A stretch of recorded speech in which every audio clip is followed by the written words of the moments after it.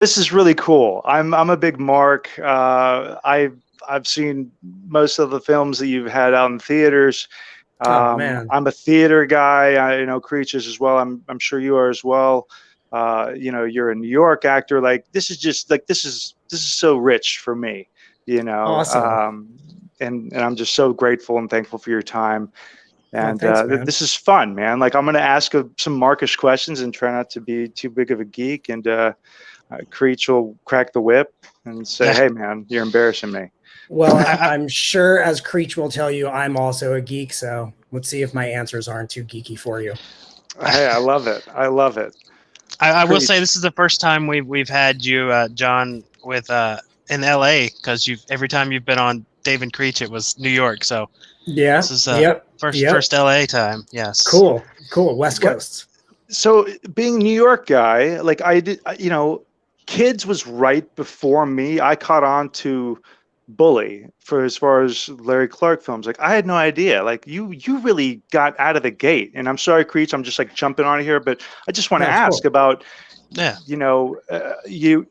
I'm not sure how old you might have been growing up in New York at the time. I think you're from Brooklyn, if I read correctly, which I can't imagine being a kid from Texas, what it must have been like growing up in the city in New York, especially at that age, doing auditions and just all this, just doing the business of it. And then to land something like Kids out of the gate, which I'm sure nobody really saw or might have seen, the visionaries or whatever, that it would have this kind of this big this peculiar magnitude on the shift in how films were written, acted, shot. It's very dogma or dogma film, and I don't know. Do you ever just like think about like, man, I was in Kids. Like it's a crazy flick. I do. Yeah, I mean, definitely when we were making it, nobody were actors. None of us were professional actors.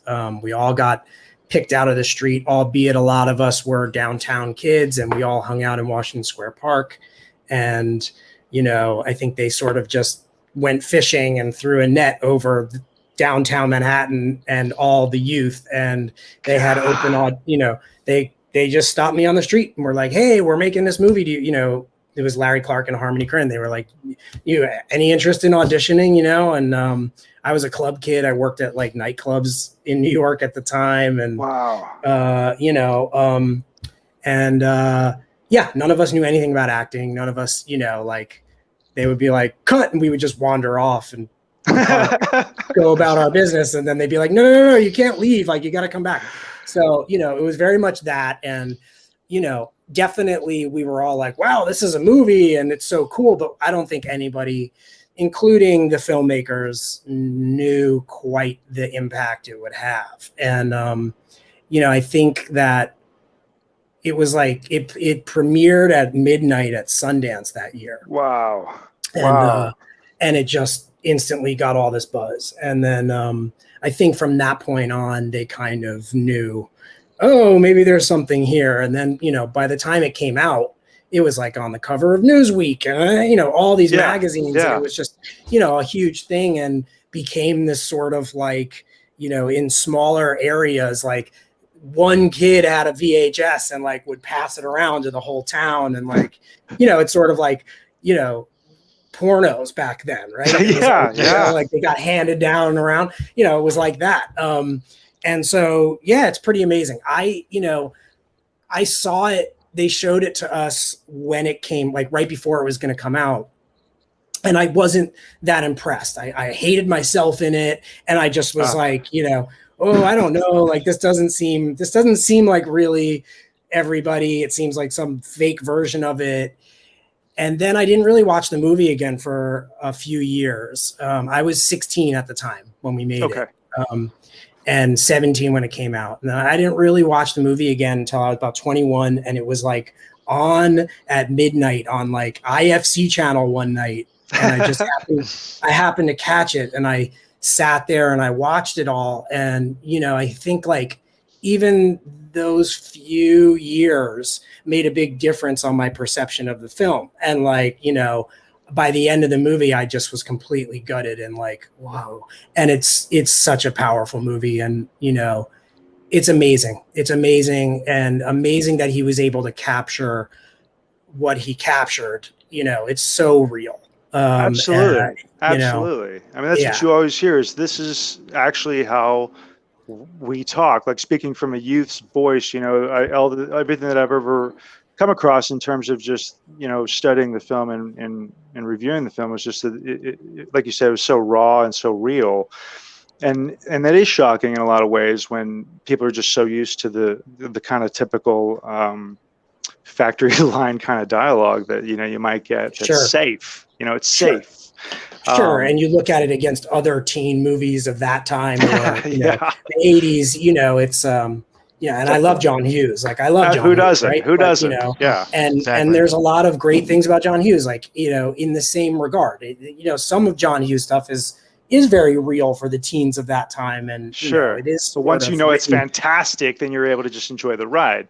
Whereas this, you're just like, oh my god, this is like heroin and pregnancy, and like just it's scary. It's scary. Yeah, it's super intense. Were you in LA when you second watched it around 21? Had you moved? No, I was living in Brooklyn at the time. I grew up in Tribeca, downtown Manhattan, and then lived in Brooklyn, from 18 on or whatever. Sure. I started coming out to LA around then too. So been going back and forth for 8 years, something like that. Hey, but it's a testament. I mean, you've been working consistently since, which is really having been at it for a while and not had the success as rapidly as I might have in wrestling or whatever. It's you're either in it to go all the way, or you're willingly flash in the pan kind of guy who's like, oh, I'm going to go out there and give it 5 years. And if it doesn't happen, like I'll just, fall back on the family business or whatever. Yeah. But if it's in your veins, like a snake bite, oddly, you're not willing to suck it out. You're like, no, I'm infected. I love it. I don't care. I'll live with rats and, eat shit and, just love to get addicted to rejection. I love that, and so it says something about you. I love that. I love that you go back and forth. Well, at some point early on, I heard a quote from Frank Sinatra, which was that like persistence in show business pays off. And that just kind of stuck with me. And so, as I get older, I will say like dealing with rejection becomes a lot harder. And I am aware of the sort of carrot chase or the addiction that show business can be, and less kind of into it. It's funny because like when I started out, I liked acting. I took improv in high school and I loved that. But I didn't want to do it professionally. I just didn't. I was headed towards a career in visual arts. My whole family, everybody are visual artists. I've heard you say that you should have been a set dresser. People tell you should have been a set decorator or set decorator. I'm sorry. Yeah, I'm probably best suited for that, right? But I love it. And, when the door opened for me and I was young, I was like, well, this is an opportunity. This is a door opening. I should see it through. And, I love movies. I've always loved movies. I come from I have relatives that worked in the movie business in different facets, and, it's in my blood. So, that keeps me going. And then past that, it's like, it's sort of weird because I have a blue collar approach to everything and I just want to work. And, sometimes that's hard. Sometimes it's hard in a business, no matter what kind of artist you are, right? It's like a lot of being left up to your own device, and freelance stuff is sometimes hard to deal with. But I've just always had a blue collar approach to it.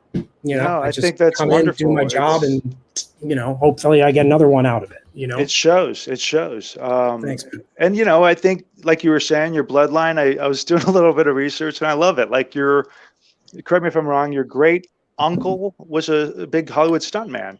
Yeah, he was. Right? He was sort of Brad Pitt's character in Once Upon a Time in Hollywood. That's what I was picturing in my head. Yeah, he was. He was leathery cowboy and boxer. Yeah, he was Dean Martin's stunt double. in like every film. Wow. And he taught Elvis how to stage fight, and he was a fight choreographer. He had been a Golden Gloves boxer.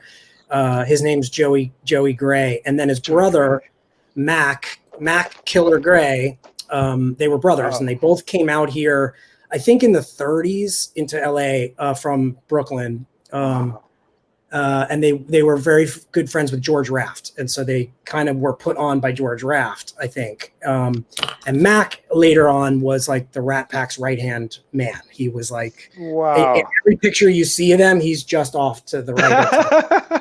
And like he's always cropped out, but he's there. And he was also in some movies. They would just like throw him in, but as old Hollywood as it gets, and like part of the pillars of old Hollywood in terms of, the working men of Hollywood. Was this something that you knew as a kid, or was it something your family kind of told you later? Like it was. No. I always knew. My dad, his uncles were like his heroes, and my dad grew up, not very well off in Coney Island, Brooklyn. And every summer when he turned around 18, he would come out to LA and stay with his uncle.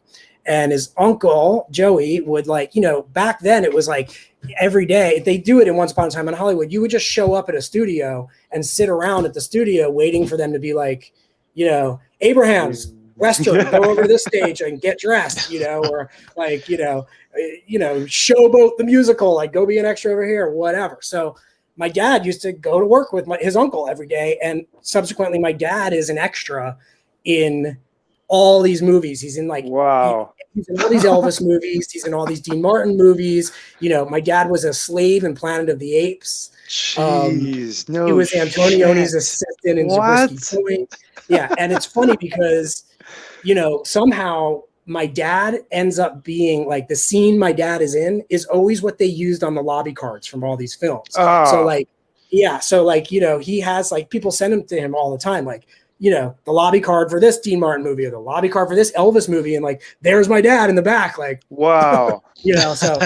So yeah, it's like, he's sort of a Zelig of like movies of the 60s and, early 70s and stuff. So I wonder if actors back then got a hold of these materials, like how we, you go through like, like headshots used to be black and white, then color, and like, models carry on these comp cards and blah, blah, blah, blah. Like, I wonder if actors back in that era that had access to those things would kind of keep that in their performance. Hey, somebody look familiar, Yeah, I think so. I mean, I don't know. Like from talking to my dad, I think like for them, and they're stunt people and background people. Sure. You just like central casting had your profile, and every day you'd call central casting first thing in the morning and be like, hey, Martin Abrahams checking in, and they'd be like, oh, okay, can you come over to MGM at 2 o'clock? And like, okay, sure. And then, all this stuff. So like, I don't know that you carried around comp cards, although I have seen like my dad's like weird acting headshots. Do you ever think I kind of look like him, or have you ever had those? Oh yeah, those of moments course. where you're like, my dad would have said that, or that was so my dad. I find myself doing that, and it freaks me out. Like the more I do it. Yeah, definitely, definitely. And here's a funny story, and then I'll wrap it up with the stuff about this. But sure. Once Upon a Time in Hollywood, there's a scene where Margot Robbie as Sharon Tate goes to see herself in her first movie. It's a Dean Martin movie. She's in the theater, she's watching it, and they have the actual movie playing on the screen with the real Sharon Tate, real Dean Martin. The only other person in that scene that they're watching is my dad. No way. Wow. So funny that they chose that scene. So here we are, however many years later, 30, 40, 50 and years he's still getting pushed up there. And here's my dad ends up working in Once Upon a Time in Hollywood, albeit uncredited and everything. But yeah, he's there. And then she walks out and she stops and looks at the lobby cards, and he's in the lobby card. So it's like, somewhere I'd like to think that they remembered. Tarantino just had this idea. He goes, you know what? I'm going to get Marty Abrahams. I'm going to get Marty Abrahams' title card there and put him on. I'm going to keep shining him up.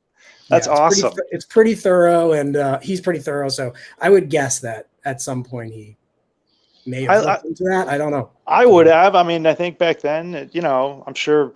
Well, etiquette protocols, all that stuff just seems to shift and go as time goes on. You know what I mean? Yeah. It's always who you know. I did see Cagney recently doing the Lon Chaney Man of a Thousand Faces, and it was interesting to see his portrayal of how he would just kind of gimmick up kind of a makeup thing just to get the job right then and there, like you were saying on the job line there, where they're kind of like like we need a Mexican, like we need 5 Arabs, and he would kind of just just crazy times, like true, like there's just insane talent, like I don't know. I'm a big classic Hollywood fan. I love that stuff. And you were in House of Wax, which I guess was a big remake and had all this crazy publicity. The thing that I always remember about House of Wax was see Paris die. Like it had this crazy that was like their entire selling point. Yeah. Everything was see Paris die. Nobody's used that since, I think it's probably not as PC, but hey. Yeah. I'm trying to find, as I talk to you, I'm just trying to find a picture. I didn't mean to just jump to House of Wax, but I was thinking about it's awesome. About I these love kind it. of classic horror films. That's definitely one I caught in the theater. Here we go. You see that one in the theater, Creech? Let's see if I can get this on camera. So, oh shit! There's oh my god, Dean Martin and Joey Gray. That's insane. Where's my finger? There. Yeah. So, oops, sorry. No, this is Joey. This is like there's Dean Martin and then that's Joey. Yep, pretty crazy. I love this. This is insane. I mean, he was like right there on the Rat Pack, like whether he was in the pictures or not. You know what I mean? Like exactly. He was their guy. Yep. And like you said, you could just tell he was one of those leathery, tough. I mean, boxer. That's even tougher now that I think about it. He was Brad Pitt. I mean, he might have been modeled after him. Who knows? Well, I think, there were a lot of guys like that back then. There were a lot of guys that were, badass stuntmen and right hands to the stars that they doubled for, But did they beat up Bruce Lee? Right. That I don't think he did. The verdict's still out on that one. Yeah. So House of Wax, man. Yeah. Here's the thing. When I was younger, I was infatuated with horror and I really wanted to work in makeup effects. And I was like crazy serious about it. I used to go to like Fangoria conventions and like follow Tom Savini around and, all that stuff. And so I used to go see all these horror movies and my dad would show me all these horror movies and my stepdad would show me all these horror movies and I would watch a lot of William Castle 50s, sort of great horror films. And so, I was like super familiar with House of Wax, the original, the Vincent Price one. Yeah. There's another one earlier, but the Vincent Price one. And so Vincent Price stands out, I think, to most people. Yeah. And, in the early aughts or whatever, Joel Silver was remaking a lot of the Castle horror films. And, that's how House of Wax came to be. And I just was like super psyched to like get to be in this remake of a movie that I had watched a ton when I was a kid. So it was cool. But yeah, definitely it was all about Paris Hilton. On set where you're like, okay. But like I would think there's these moments on set where you're like, I can't believe I'm shooting a House of Wax remake, like a modern day. Yeah, I have to say, as like somebody who's look, I'll call it what it is. I'm a fan of lots of the movies. I'm a fan. I grew up loving movies, and so I would say like most of my career has been that. And even on little indie films that whatever, I'm just like, whoa, like here I'm making a movie. It's cool. It's definitely like you're like, wow, I get to be part of this. It's pretty neat. But on House of Wax, sure, like it was very grand in scale for a horror film. And like just entire sound stages with sets that were fully dressed, and fully painted, and just everything at your disposal was pretty cool. And you got to carry around a video camera. And I got to carry around a video camera, somewhere somebody has those tapes, and like there's a lot of improv stuff on those tapes that oh wow, I would love to see. You know, I'm sure they're locked away in like the Warner Brothers Dark Castle the vault. Yeah. They should have released it on the Blu-ray that just came out. Yeah, well, I don't know. I was reading some of the extras, and maybe it's on there. I don't know. You know, I don't know if there's deleted scenes or what. But did you ever have like that weird thought where you think, I don't want to be that guy who everyone knows is going to get killed, but they like it when he gets killed? Do you know what I mean? And I don't think you are that guy. But like when I saw House of Wax, I'm sitting there thinking, okay, like Jared Padalecki's, he's kind of like the false hero.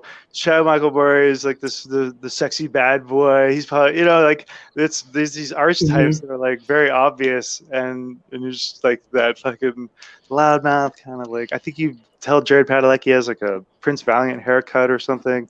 He-Man haircut. He-Man haircut's even better. That was an ad lib, and they kept it in there. But that's what I mean is like I'm really filming with that camera, all that stuff. So like, you know, the entire like ad lib improvs of those scenes are like in and on that film somewhere, the little cassette. You know, like all the things I called him. Yeah, I might have called him Prince Valiant at one point. I don't know. I'm pretty sure it was He-Man, because that's too stupid. As a He-Man fan, kudos. That's so good. Creech doesn't know this. There was a time in Knoxville where we were at this house show. It was the WWE house show in Knoxville. And I remember sitting, our match was finished, Brian and I, my old tag partner, and we're sitting there back behind the bleachers of this old Coliseum in Knoxville. And it's Undertaker's match, and all the smoke machines and lights and all this bullshit's like going off. And it's just a house show. It's not even a taped television. So, but we look at it, we turn to look at each other, and we're like, man, this is fucking wild. This is weird. Like, this is fucking weird. You know what I mean? Like, like an Undertaker. Just, and I mean, I don't know. Yes. I think it's always a joy to take those moments, right? Because we're always either on to the next thing or whatever might be going on, and just taking those moments to appreciate or kind of see where we're at, and you know, it's absolutely that's great. Absolutely, there's a lot of grace in those moments. You know, I find, and I mean, my dad is an animator. That's one of the things he does, and so he used to show me all these old cartoons when I was little, and there's a Porky Pig cartoon that's live action, where Daffy Duck convinces him to end his contract with Warner Brothers, and so they fire him and they kick him off the lot, and then he tries to sneak back onto the lot, and like, you know, he gets chased all over the lot by like the security. And I used to watch that. It's called You Ought to Be in Pictures is the name of that. Love it. And I used to watch it all the time. I loved it. And, you know, over the years, like whenever I have auditions at these Warner Brothers or any studio, Sony, or, you know, any of them, Universal, you know, you're walking around on your way to the audition by all the stages, and there's stuff going on. And, you know, like I've definitely never take it for granted. I'm always like, whoa, you know, looking up at like the sky and the stage number. And, you know, it's like, it's crazy. It's all happened. It's just like, you know, it's the cliche, right? Like there's like a big painting of mountains goes by, showgirls come by, and then, you know, a bunch of priests walk by. And a juggler. You know, here comes a camera on wheels. You know, it's like that. It's just, you know, it's like, I always feel like I'm in a Mel Brooks movie, like, you know, you know, or something. Yeah. Well, I don't know if Creech told you, but we actually were on the same set back in, I believe, in 1998 or 9 for The Faculty. That was my first experience on a film set. Yeah. And so we got a little bit of a reunion here. Yeah. That was pretty cool. It was a fun set, from what I remember. You know, you must have been at the high school. I was at the high school, and then I was brought in to a like 5-person scene with Usher in the locker room with Elijah Wood. I'm at the very beginning of that scene. Nice. By myself. Yeah, I mean, for a background actor, I got some decent coverage, you know. And yeah, it's pretty cool. Yeah, it was cool. I was on the swim team in like a Speedo, like a blue and yellow Speedo, which probably wasn't even the Harrington High colors at all. I think it was like a maroon or something. But yeah, Was it I the just the Harrington High Hornets. Yeah, Hornets, yeah. And it was, I think, in Ohio. It's supposed to be in Ohio, but we're shooting this in Austin. And I remember I swear, and maybe I just was such a mark, I fell for it, but they were importing bags of leaves from Ohio. Yes, to right. sprinkle To around to make it look. Yeah, I remember that. I totally remember that. And they would like blow them by at the actually blow some leaves. But here, let's see. Are you one of these? Are you one of these people? Oh no, they didn't. I didn't get that far in. No, I wasn't far into the building. That's me in Summer Phoenix. Summer Phoenix, yes. And then you see the gentleman behind me with the Hornets jersey. Yeah, I think he got bumped up to something. Maybe. And yeah. There was one guy that got bumped up. He was like a football player in that role or something. But here we go. One of those people. I don't know. Oh, I was back there. I do remember the streamers and all those things, and I just kept thinking.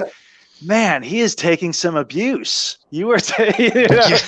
It's like I think in the credits, you're "fuck you" guy and "fuck you" girl or something. Yeah, so it's a funny story actually. Summer Phoenix is still one of my best friends. We met on that job, and I went into audition for Elijah Wood's role, and I was like, they're not going to give this to me. But the audition was with Rodriguez and Mary Vernew, who cast it. Wow, in a hotel room in New York. And like, I did the audition. I was like, they're not going to give it to me. And I was like, hey, I just want to say, like, if you don't find anybody for the "fuck you" guy, I would really like to play that part. I was like, I know it's small and I know I'm auditioning for a much larger role, but like, I have no ego and like, I would love to be involved.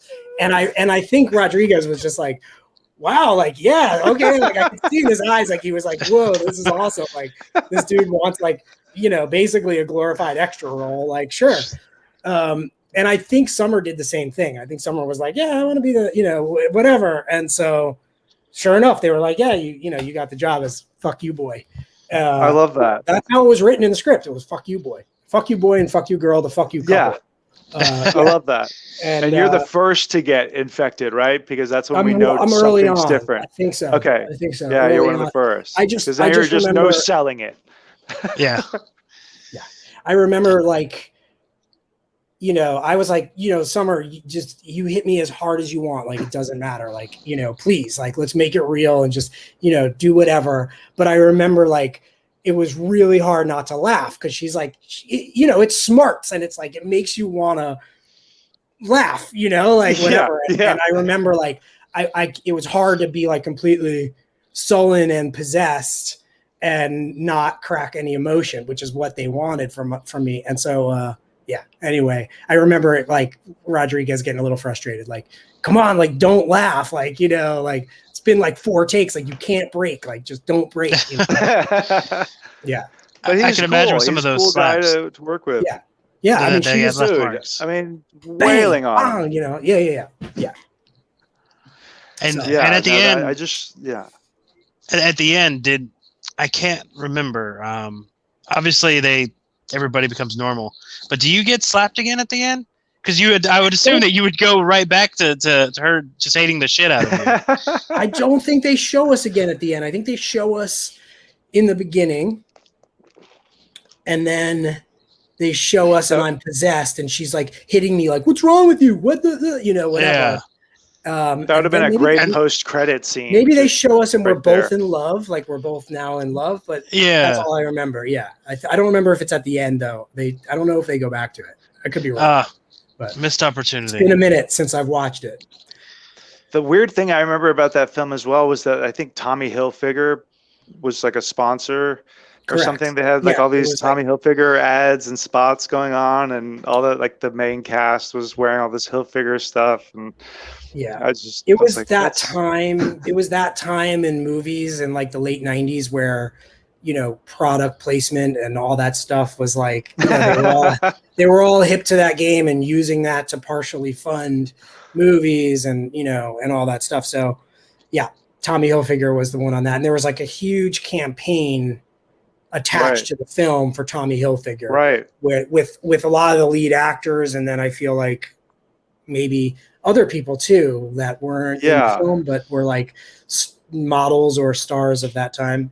But yeah, so well, yeah, I mean, Usher was already Usher, but it was like right before I think he started to. I mean, I don't know. This mega was big, yeah. Yeah, you know, because I mentioned that to people. I'm like, yeah, you know, I met Usher on this thing, and they're like, what? And I go, well, you know, I met him and he was friendly, and then his big bodyguard stepped in and was like, that's enough, you know. yeah. He wasn't quite selling out stadiums. Right, not yet, but he, you know, right after that he took off astronomically, and you know, back then that's a Dimension film. You know, Dimension I worked in a lot of Dimension movies, right? And I think Usher did as well. You know, they really put Usher in a lot of films, so you know they were keeping us all very busy back then. So was it like a ticket? Yeah, was it like a picture deal you had back then? I know Dave had one with Dimension for a while, but like you said, you did do a bunch of them. Were you on a picture deal with Dimension? I think after Scary Movie, they maybe gave me a little deal. Yeah, but cool. But I don't think that ever went. Like, I never saw that all the way through. But hey, you know, I'm just happy to have gigs, so I was like, whatever, cool, you know? Right. They kept me working, but I don't know if they honored that deal, if I recall. But you know, it was sort of like, well, you want to work or not, kid? Like, you know, I know we're supposed to pay you X amount for this, but the role's not very big, and blah blah blah. So you're going to take this lesser amount, and we'll find you another one after. I'm like, okay, sure, whatever. But yeah, I mean, you know, Dimension was all the money made by the Dimension films financed the Miramax films. That was how they did it. That was the business plan. You know, horror and genre makes all this money, and they would take that money to make the art films. Yeah, true. Yeah, that was a crazy hot little period. I mean, you were getting either some reiteration of a classic horror or some sort of bug morphing body takeover type movie or they were doing, like, I feel like a lot of those Jet Li movies were right Dimension, or distributed by Dimension in the States or whatever. So yeah, it was all genre kind of, you know, and then you had the English Patient on the other side, right? Like English Patient was paid for on the backs of the faculty and all that jazz. It's a crying game.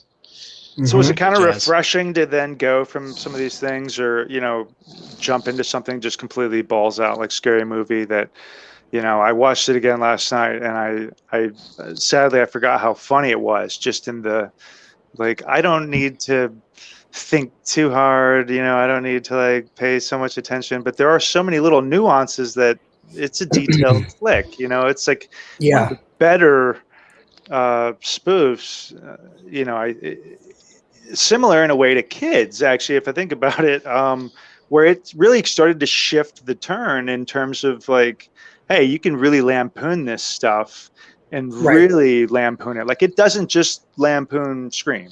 You know, it lampoons all of them, and like, I know what you did last summer. I mean, you know, it's Blair Witch, so good. You know, I mean, everything, right? Like, the everything. end is, you know, is Usual Suspects. I mean, you know, it's like there's no mercy. I loved your twist at the end too. It was just I forgot that as well, because I was always focused on the other character and him always having this, oh yeah, like sexy waist, pretty mouth, and all this stuff, and then when it turns out that it's Bobby that's had these hot feelings, you know, it was like, this is so breakthrough ridiculous. shit, man. So ridiculous.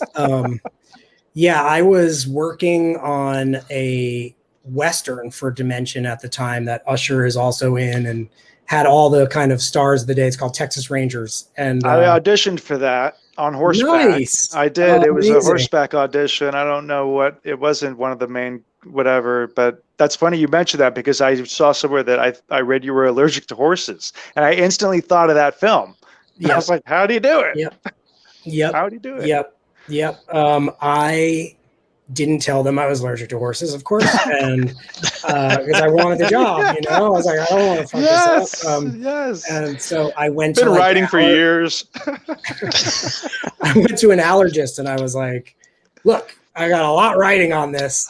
I cannot show up and sneeze. Like, it can't happen. So what are we going to do? And like, I'm not just allergic to horses. Like, I get like, my eyes are like baseballs. Holy shit. So I was, it's not great for film. It's not like something you could hide in between sneezes or whatever. Like, there's no getting around it. So she was like, okay, like, I'm going to give you this like crazy regimen of all this medicine and like, just do it every day. And like, and I did. And, wow.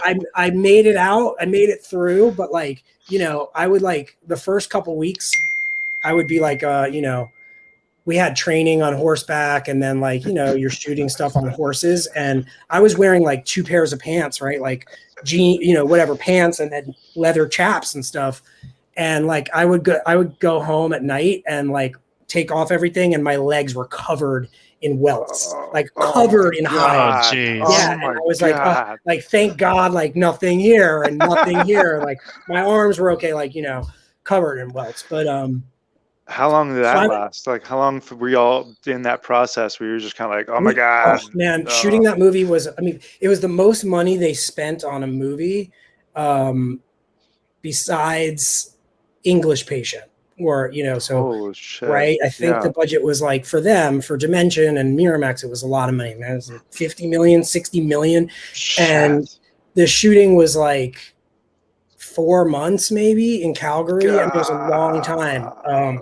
As action movies and stuff usually are, but like, yeah, I just remember it was a long time that we were there and, it was so much fun, but, they cornered me. Okay. So I was in a movie called Outside Providence for Miramax that came out. And then, they really liked my performance in that movie at the company. And so they came to me like on set, the execs like cornered me on set one day and were like, look, we're making this movie. It was called Scream If You Know What I Did Last Summer or something like that. We're making this movie. It's a spoof of horror movies. And like, you're going to be in it. How do you feel about that? And I was like,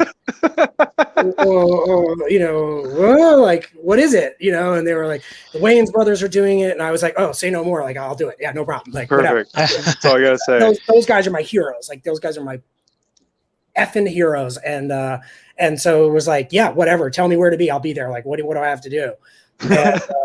And they like flew me to meet Keenan and sort of like read for it. And that's how Scary Movie came to be for me. It came out now, had you met any of them before through maybe other comedic? No, I hadn't. I hadn't. And it's funny because they grew up like also in downtown Manhattan. They grew up like on 18th Street and, Marlon went to LaGuardia, which is where I was going to go. And all my friends went. And so like, just straight, Marlon's like 4 years older than me. So like, I'm sort of, would have just missed him and stuff in the high school circuit. But yeah, I never knew them before. And now so I know them all and there's a lot of them and they're my buddies. Like, thank God. Hopefully, hopefully you can have a mini reunion soon. I know we just actually podcasted with me and Dave podcasted with Lachlan yesterday. Yeah, so nice. we and he was telling me that they're doing another horror film called Boo that's shooting in Atlanta this fall. So I think Dave and Lachlan are going to try to get on it, and maybe you can get on it and then have a mini Scary Movie reunion on film again. That would be awesome. That would be amazing. Not to be confused with guys. Tyler Perry's Boo. Isn't there like a Tyler Perry horror? There is. Okay. Yeah. But there's so many Boo. I'm scared. Yeah, it'd be pretty interesting to see all of you back together because I think Did you work with the Wayans again? I think you did at least one other film, right? I've worked with them many times in different capacities. I did a pilot with them that unfortunately never got picked up. They are lovely to me, and they always keep me working somehow. And I I love did that. they had a show on BET called Second Generation Wayans, which I was on, and Sean has Thugaboo, which is like their Peanuts kind of thing show. It's like an inner city Peanuts vibe and animated, and I do a voice on that. And I love them very much. It's to the I've point always where they loved just call you up then, and they're just they're like, "Hey, John, like you want to come play with us?" kind of thing. Like it's here on there, I love that. over the years, sometimes they make me audition for things, which I'm like, why do you do this? Why do you do this to me? but yeah, and they certainly I've auditioned for a lot of other movies of theirs. I think Sure. I auditioned for Tracy Morgan's role in Little Man. Really? Oh, Which nice. is funny. Which is funny because it's like, so yeah, right. I was Yeah. never gonna have a chance at getting that job, but but yeah, love Were there them any so much.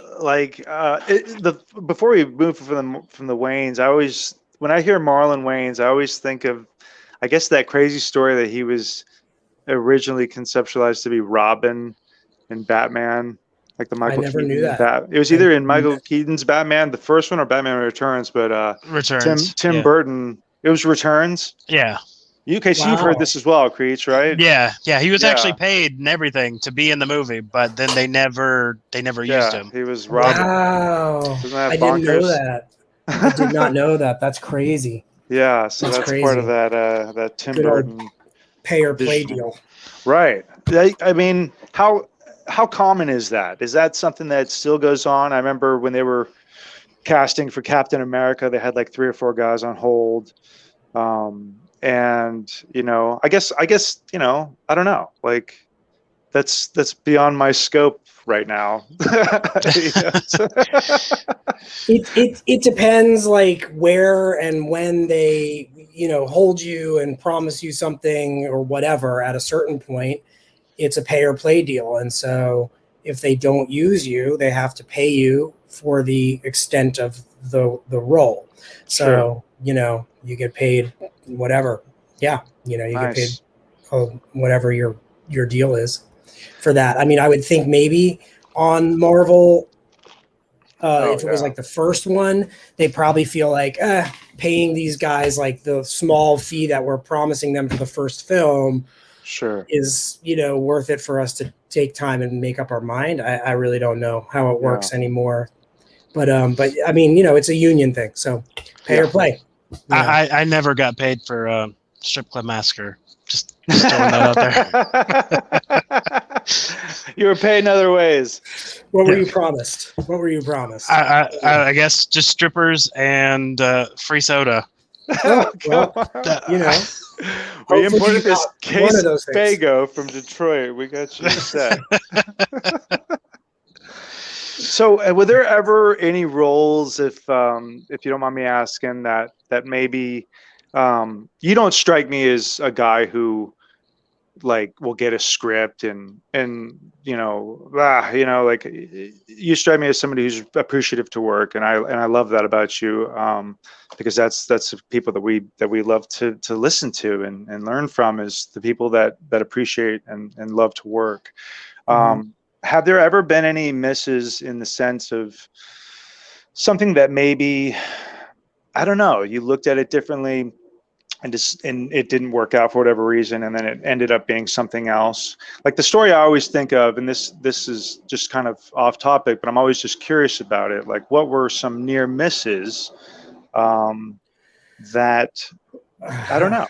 Is that fair to even ask? And I don't mean to. Sure, of course. I mean, I always think of Ethan Hawke passing up the Independence Day role because he saw that one line that was, that's what I call a close encounter, and yet that's the one line that Will Smith then came and made, and he's like, he passed on Independence Day, You hear all these things, I'm just always curious, because to me, you're a guy who I could put in anything, and he's going to deliver. And I'm not just saying that because you're here, but it's because it shows. Like, you've worked consistently throughout your entire career, and with steadfast results, but solid work, where you're Thank you very much.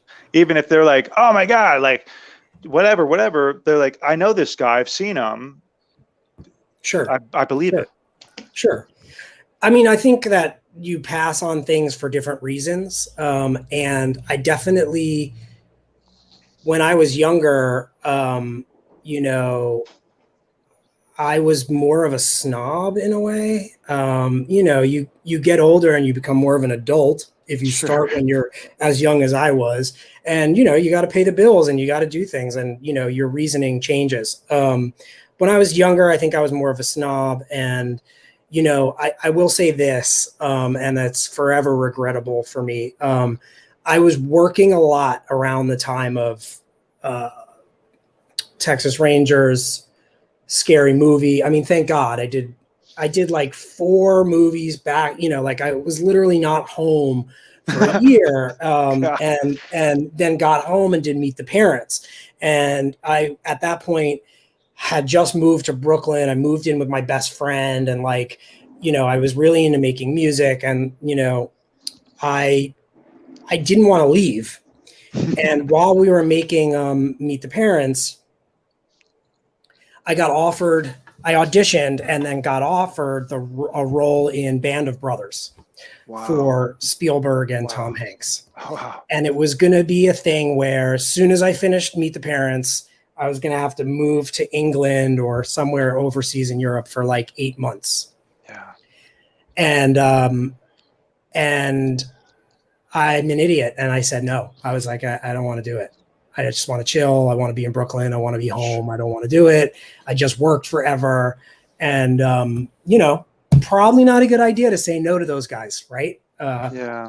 I've never worked with either one of them since. But, you know, and I love them. And, like, it's just so stupid. It was so stupid. It was just pure, you know, youth, and you don't really see how life is going to change as you grow into an adult when you're that age and you're working all the time. It's like, you don't understand that there's going to be deep valleys where you don't work and, you know, and all that stuff. And so in retrospect, like, that's definitely one I could speak about that I said no to, that, like, I wish I hadn't. And I'm sorry, I don't mean to bring up weird stuff or whatever. And that's fine. I apologize. It's to me, that's like, fascinating. I mean, that's my favorite, my father's favorite war show. That's been of recent time. He turned me on to it. Like, it's insane. It's one of the. And I've never, you know, I've never done a World War II thing, and I really want to, or some sort of, you know, war story. And yeah, it's, you know, and I wish I had done it, but can't cry over spilled milk, and you make your bed, you gotta lie in it, and that's it.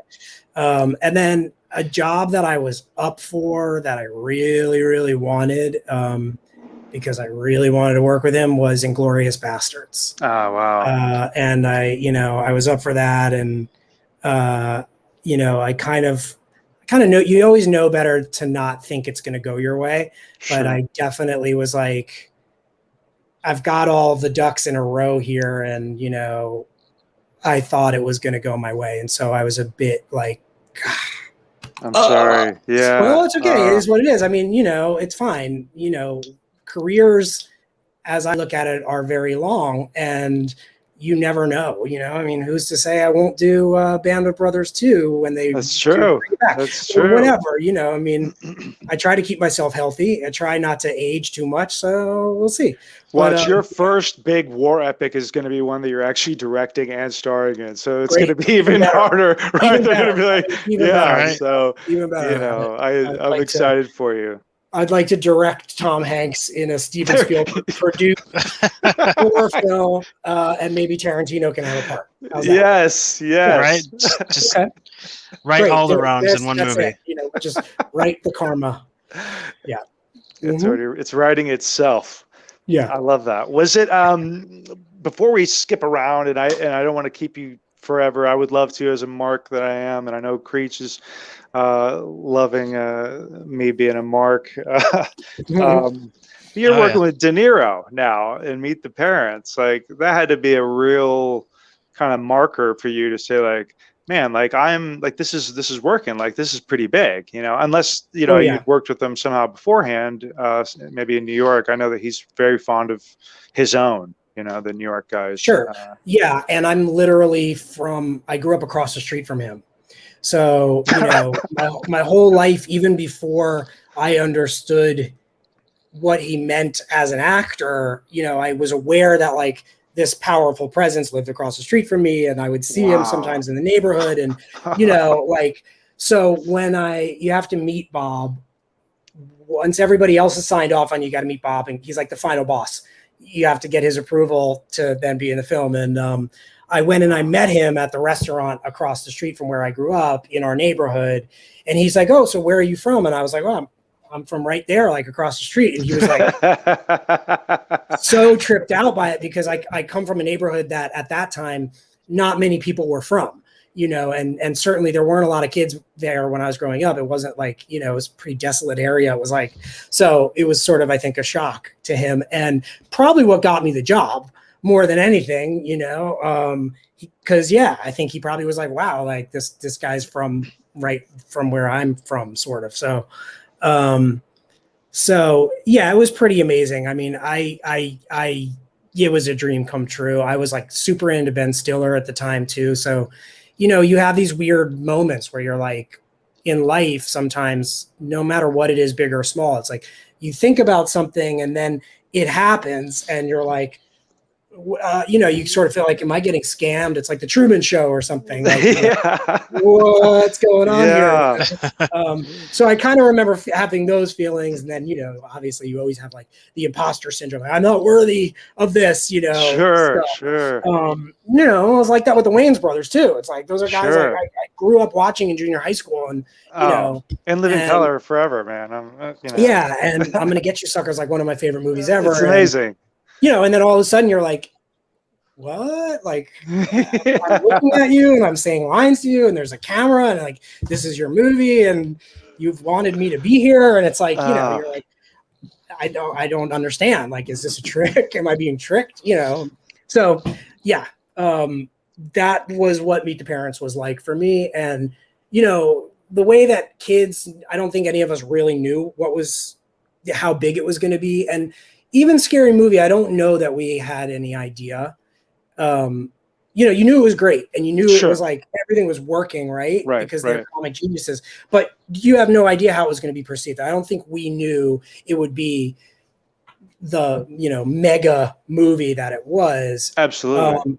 Meet the Parents, you kind of knew. You were like, you know, it would be very shocking if this wasn't a mega success. Like, you have Stiller at his peak, you've got De Niro, you've got Jay Roach coming off of Austin Powers, you've got Owen Wilson who's working on it. You know, it was like, come on, like, you know, and you know, it's a fresh story, fresh concept too. It's not like and you just, you know, you were there, and everybody, I think, kind of like, you just had the feeling like, okay, like, we're making something that's going to be a classic. You know, I don't remember like, it wasn't like stress because of that. Like, I don't think anybody was like, we got to make this great. You know, it wasn't like that. You just like kind of, it's a feeling more than it's a thought. You're just like, oh, I can feel that, like, this is something powerful and, you know, is going to be beloved, you know, you know, you're seeing all these guys at the top of their game. And I definitely, like, I have moments in that movie where my reactions are completely real, because I'm like, I'm just stunned that I'm there. And like, you know, when we're in the tuck shop and De Niro finds the pipe and he like questions me about it. Right. He's like, is this yours?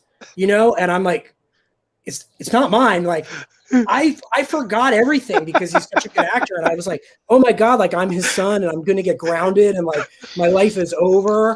And then I was like, wait, no, you're in a movie and this is acting. And so my reaction is like delayed, and they kept it because it's so real. I'm like, so good. It's not mine. Like, you know, like, you have grown up Travis Bickle sitting here questioning you if you've got, you know, drugs.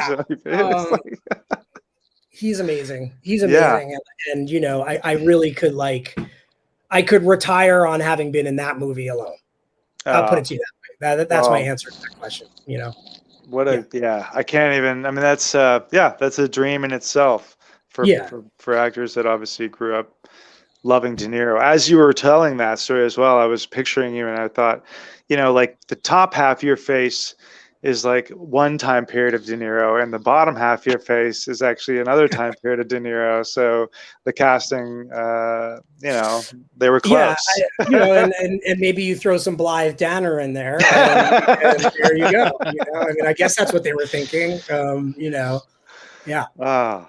I love it. I love it. Well, no, you kept working. You've consistently been at it, and that's a testament, obviously, to your just like you were saying earlier in the quote, that if you are persistent enough, not that you had. I mean, I imagine there were some. I don't know if there were some lulls. Were there ever moments that you were thinking like, "Fuck, is this it?" Like, all the time, all the time. Because that's what we can all like really kind of grab a hold of sometimes, especially with how crazy the world has been in the last year and a half, 2 years. Yeah, there are those moments of doubt, that's there are moments of doubt. They're different. It's like I'm one of these people that like the job ends, and for 5 minutes I'm like, and then 5 minutes later, it's like, you're never going to work again. That was your last job. You're never going to work again. And, yes,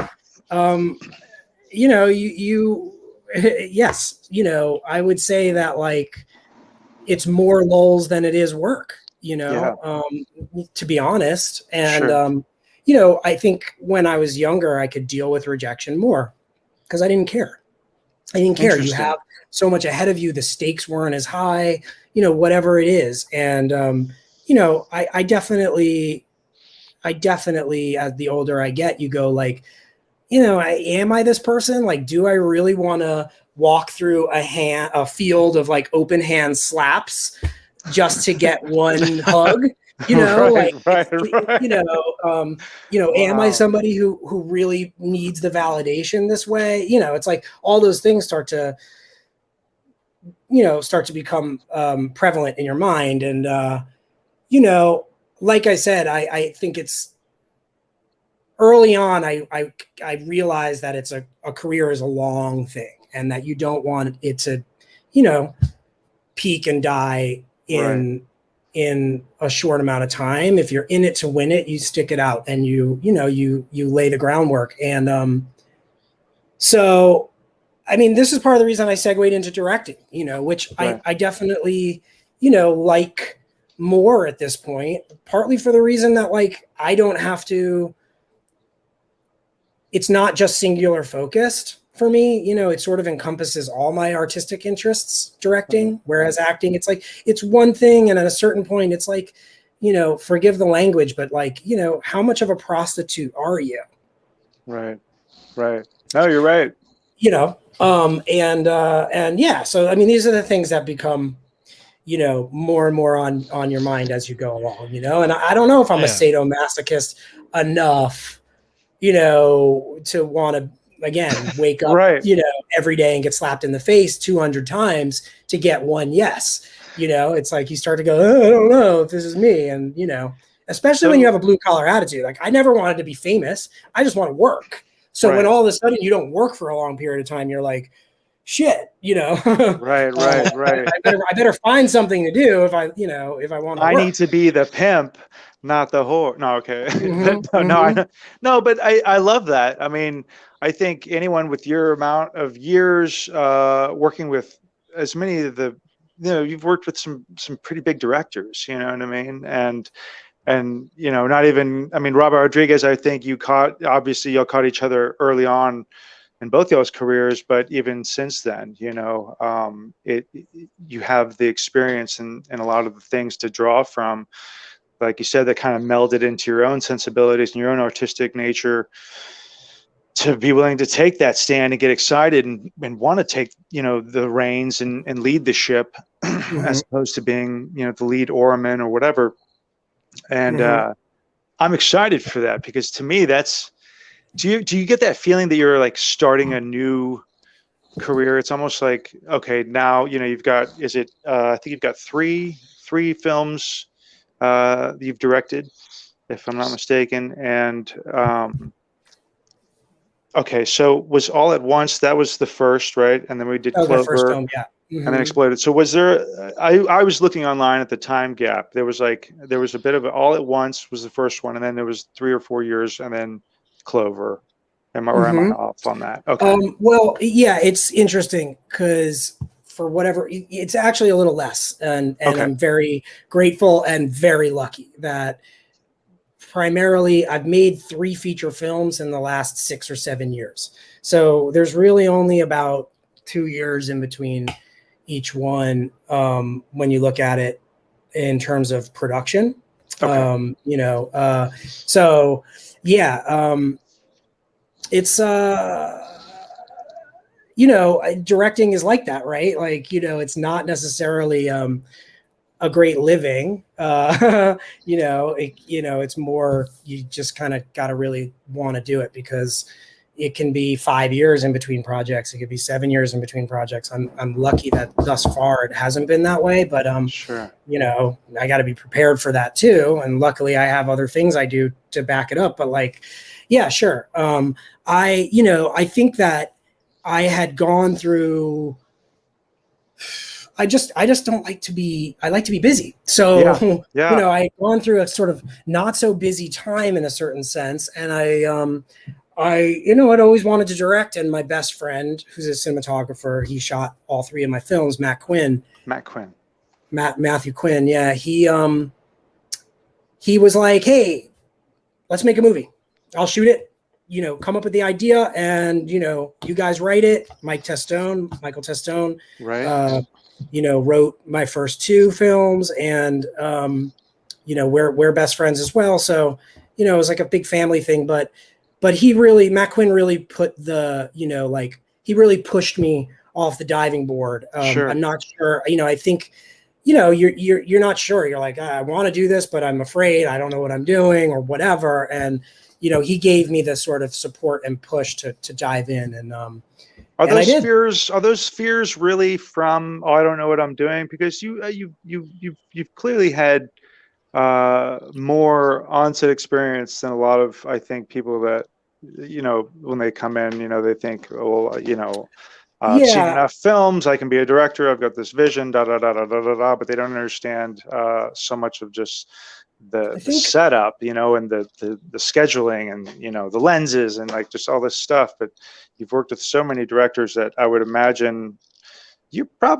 feeling pretty ready. It's just a matter of jumping off the diving board, right? And that's what you're saying. Matt was kind of like, let's come on, do this. Right. Certainly on the acting side, I think I was confident that I could do what I needed to do in directing actors from years of working as an actor. But there's such a technical side to directing and all that. And, although I took film class in high school, and, my dad is a filmmaker, you still question, like, okay, do I know, can I see all of it and do it? And, it's all just your usual kind of fear and neuroses, right? Like, sure. As soon as I jumped in, it's like, directing something is like being shot out of a cannon.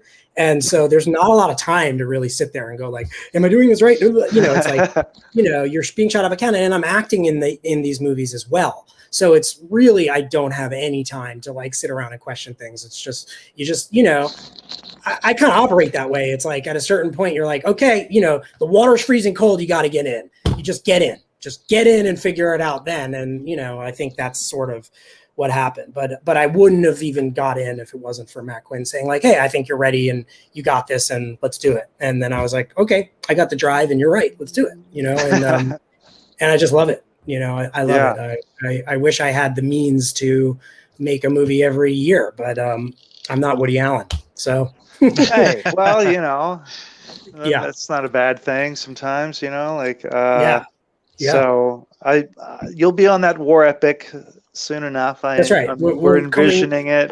Coming 2027. How's that? There we go. Yeah. So is it difficult as an actor to direct yourself? I've heard yes and no, but I guess, obviously as an actor, you're never wanting to watch yourself, because then you're not actually there. so you can trust your cinematographer. I imagine you could trust the writer being right there. I don't know if I imagine Mike Testone was on board and on set for most of it. Yes, on the set, the whole time, and must offer some comfort, I think, in terms of if you have any questions. Absolutely. I mean, and I have Matt Quinn to trust as well. Right. Did he introduce you to Mike Testone? Was that how you met? Or? No. I met Mike independently out here. When I moved out to LA in 2002.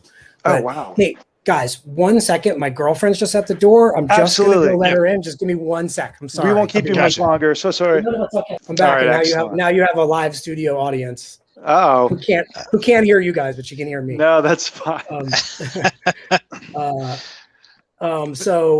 But no, yeah, Mike Testone was on set, and you met him independently, and so you're building this collaboration family, aren't you? Correct, totally. And Mike and I break story together, and then we go off and do it. And I have Mike, who also studied acting, and I can trust him to watch me as an actor, and and obviously any technical things with script as well, because he's the writer. And then I have Matt Quinn to kind of rely upon in an aesthetic sense.